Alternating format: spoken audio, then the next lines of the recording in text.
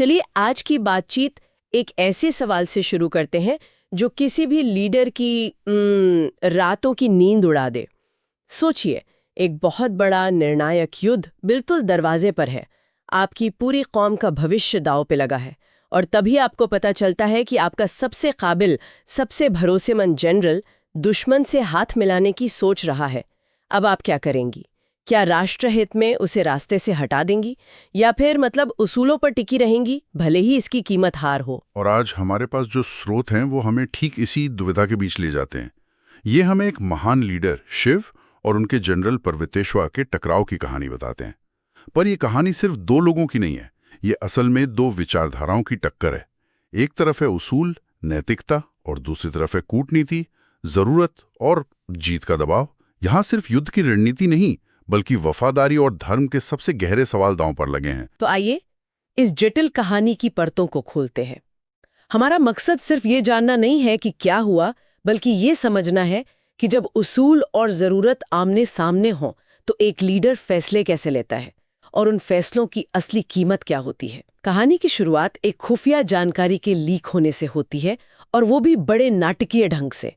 भगीरथ नाम का एक राजकुमार अपने दुश्मन खेमे के असली मास्टरमाइंड महर्षि भृगु से मिलता है। बिल्कुल नहीं, यहीं पर कहानी में एक कह सकते हैं कि अलौकिक मोड़ आता है। भगीरथ को बाद में पता चलता है कि महर्षि भृगु के पास एक अद्भुत शक्ति है। वो किसी की भी आंखों में देखकर उसके मन के गहरे से गहरे राज पढ़ सकते हैं, और उन्होंने भगीरथ के दिमाग में मौजूद हर जानकारी को स्कैन कर लिया था। और वो जानकारी कोई मामूली नहीं थी, उसमें पंचवटी की सुरक्षा व्यवस्था की डिटेल्स थीं। पर सबसे विस्फोटक राज ये था कि शिव के सबसे बेहतरीन रणनीतिकार जनरल पर्वतेश्वर अपनी मातृभूमि मेलुहा की तरफ वापस जाने की सोच रहे हैं, यानी दुश्मन से मिलने की तैयारी में हैं। इस एक जानकारी ने सब कुछ बदल दिया। जो अब तक सिर्फ एक शक था, वो अब एक ऐसा संकट बन गया था जो किसी भी पल फट सकता था। शिव के बेटों गणेश और कार्तिक को यह एहसास हुआ कि अब उनके पास सोचने का वक्त नहीं है। अगर भृगु ने पर्वतेश्वर से संपर्क कर लिया तो मेलुहा को एक ऐसा रणनीतिकार मिल जाएगा जो शिव की सेना की हर कमजोरी जानता है। ये उनके लिए तबाही का सीधा रास्ता था। इसके बाद जो हुआ वो तो किसी थ्रिलर फिल्म से कम नहीं था। काशी के मशहूर 80 घाट पर रात के अंधेरे में गणेश, कार्तिक और उनकी सहयोगी नागा रानी काली अपनी टुकड़ियों के साथ पहुंचते हैं। उनका निशाना थे जनरल पर्वतेश्वर, जो अभी-अभी भृगु से मिलकर लौट रहे थे। यहाँ पर्वतेश्वर का किरदार बहुत दिलचस्प हो जाता है। जब गणेश उनसे पूछते हैं कि क्या वो भृगु से मिले थे, तो वो एक पल के लिए भी नहीं हिचकिचाते। वो साफ साफ स्वीकार करते हैं, हाँ मैं मिला था। वो झूठ नहीं बोलते, कोई बहाना नहीं बनाते, पर वो भागने की कोशिश के आरोप से इनकार करते हैं। और यहीं पर वो अपने स्वधर्म का तर्क सामने रखते हैं। स्वधर्म, ये शब्द इस कहानी के केंद्र में है। इसका यहाँ क्या मतलब है? क्या ये सिर्फ अपनी मातृभूमि के प्रति वफादारी है? ऊपरी तौर पर तो यही लगता है।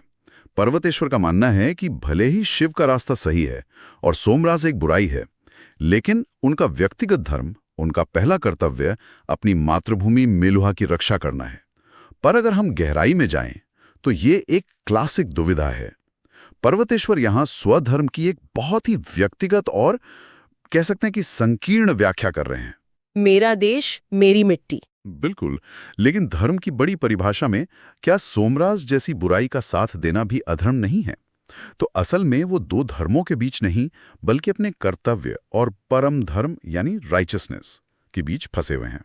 ये सिर्फ देशद्रोह का मामला नहीं, एक गहरी नैतिक कश्मकश है। हाँ, वो संस्कृत का एक मशहूर श्लोक भी कहते हैं, स्वधर्मे निधनम श्रेयः परधर्मो भयावह। इसका सीधा सा मतलब है कि अपने रास्ते पर चलते हुए मर जाना भी बेहतर है, बजाय किसी और के खतरनाक रास्ते को अपनाने के। और उनके लिए उनका रास्ता मेलुहा था, चाहे वो सही हो या गलत। और इसी तनाव के बीच एक और भावनात्मक परत जुड़ जाती है। पर्वतेश्वर की पत्नी आनंदमयी, जब वो अपने पति को गिरफ्तार होते हुए देखती हैं, तो वो टूटती नहीं, बल्कि गुस्से से भर जाती हैं। वो अपने भाई भगीरथ पर चिल्लाती हैं, क्या तुम्हें लगता है कि पर्वतेश्वर झूठ बोल सकते हैं? उन्हें अपने पति की ईमानदारी पर अटूट विश्वास है, और अपना विरोध जताने के लिए वो जेल के बाहर ही पहरा देने बैठ जाती हैं। ये दृश्य हमें दिखाता है कि ये सिर्फ एक राजनीतिक या सैन्य संकट नहीं है, ये रिश्तों, विश्वास और व्यक्तिगत निष्ठा की भी परीक्षा है। तो सोचिए वो मंजर। शिव युद्ध की तैयारियों से लौटते हैं और देखते हैं कि उनके अपने ही बेटों ने उनके सबसे भरोसेमंद आदमी को जंजीरों में जकड़ रखा है। एक लीडर के लिए ये किसी विश्वासघात से कम नहीं होगा। और उनका गुस्सा वैसा ही था। जैसे ही उन्हें पता चला कि पर्वतेश्वर को जंजीरों में जकड़कर कैद किया गया है, उनका गुस्सा 7वें आसमान पर पहुंच गया। वो चिल्लाते हैं, ये सब क्या बकवास है, और तुरंत जंजीरें हटाने का आदेश देते हैं।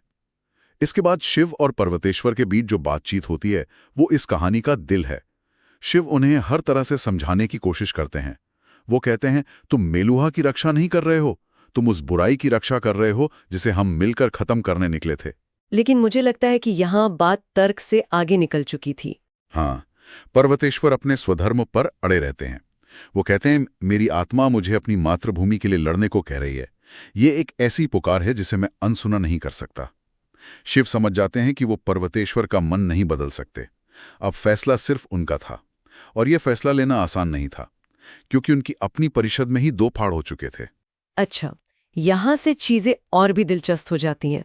एक तरफ कौन था? एक तरफ थी नागारानी काली और शुरुआत में कार्तिक भी। उनका तर्क बहुत सीधा और व्यवहारिक था। वो कहते थे कि बड़े लक्ष्य के लिए, यानी युद्ध जीतने के लिए, कुछ कड़े और शायद नैतिक रूप से संदिग्ध फैसले लेना जरूरी है। कार्तिक का तो साफ कहना था, कभी कभी बड़े अच्छे के लिए हमें ऐसे काम करने पड़ते हैं जो उस समय सही नहीं लगते। उनकी नज़र में पर्वतेश्वर को युद्ध खत्म होने तक बंदी बनाए रखना ही एकमात्र समझदारी का रास्ता था। ये तो एक classic ends justify the means वाली सोच है। यानी अगर मकसद नेक है तो रास्ता कैसा भी हो चलेगा।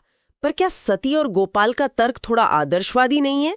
मतलब युद्ध के मैदान में विरासत और कहानियों की क्या कीमत होती है जब आप हारने की कगार पर हो? आपने बिल्कुल सही नस पकड़ी है। यही इस बहस का केंद्र था। दूसरी तरफ सती और गोपाल थे।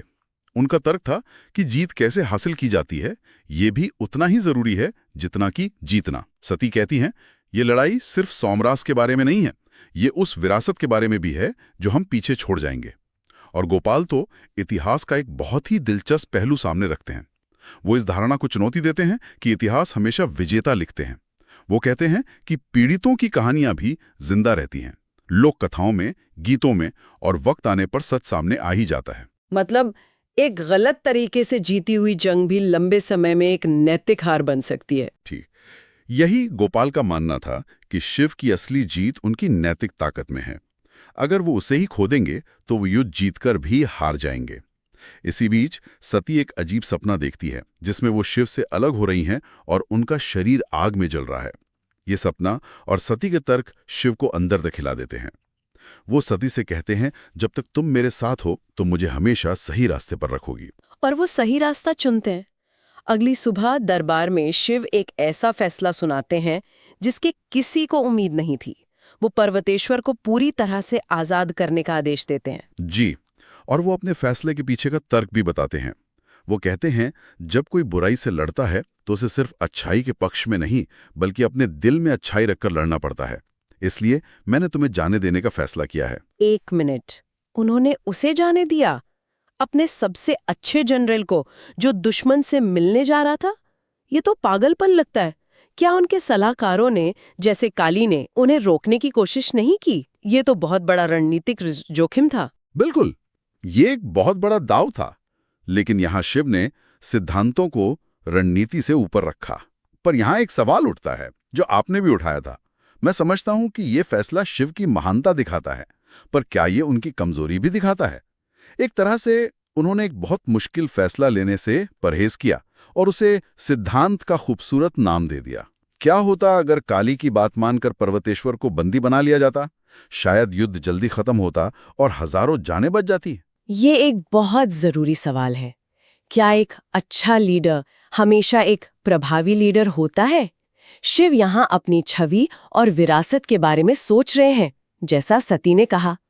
लेकिन एक कमांडर के तौर पर क्या उन्हें हजारों सैनिकों की जान को अपनी नैतिक शुचिता से ऊपर नहीं रखना चाहिए था? स्रोत हमें इसी दुविधा में छोड़ देते हैं, लेकिन शिव अपने फैसले पर कायम रहते हैं। उन्होंने पर्वतेश्वर को आजाद करते हुए एक ठंडी चेतावनी भी दी। अगली बार जब हम मिलेंगे तो युद्ध के मैदान में मिलेंगे, और वही दिन होगा जब मैं तुम्हें मारूंगा। इस पर पर्वतेश्वर की आंखों में आंसू आ जाते हैं और वो कहते हैं, वही मेरे मोक्ष का दिन होगा, मेरे प्रभु। ये एक अविश्वसनीय रूप से भावुक क्षण था। और इसके बाद का दृश्य भी कम मार्मिक नहीं है। बंदरगाह पर आनंदमयी अपने पति का इंतजार कर रही होती हैं। जब पर्वतेश्वर पूछते हैं कि क्या वो उनके साथ मेलुहा चलेंगी, तो वो कुछ नहीं कहती। वो बस चुपचाप उनका हाथ पकड़कर जहाज पर चढ़ जाती हैं। उनकी खामोशी उनके अटूट साथ और वफादारी का सबसे बड़ा सबूत थी। तो पर्वतेश्वर के जाने के साथ ही एक नैतिक अध्याय बंद होता है और एक रणनीतिक अध्याय खुलता है। शिव ने अपने दिल की सुनी, लेकिन अब उन्हें अपने दिमाग से युद्ध लड़ना था। और उनका पहला कदम सिर्फ सेना को तैयार करना नहीं, बल्कि दुश्मन की नींव पर हमला करना था। और वो नींव थी सोमराज।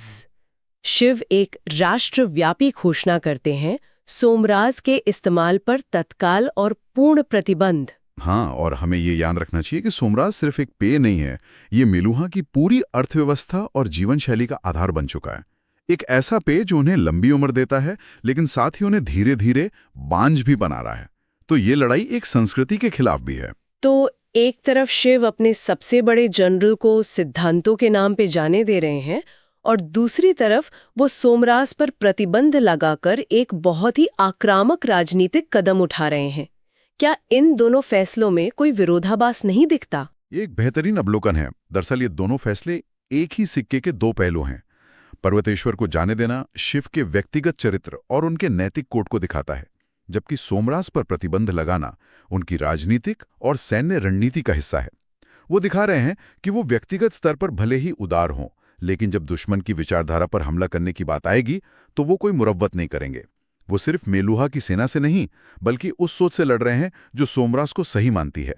इस घोषणा पर प्रतिक्रिया कैसी रही? जैसी उम्मीद थी, बंटी हुई।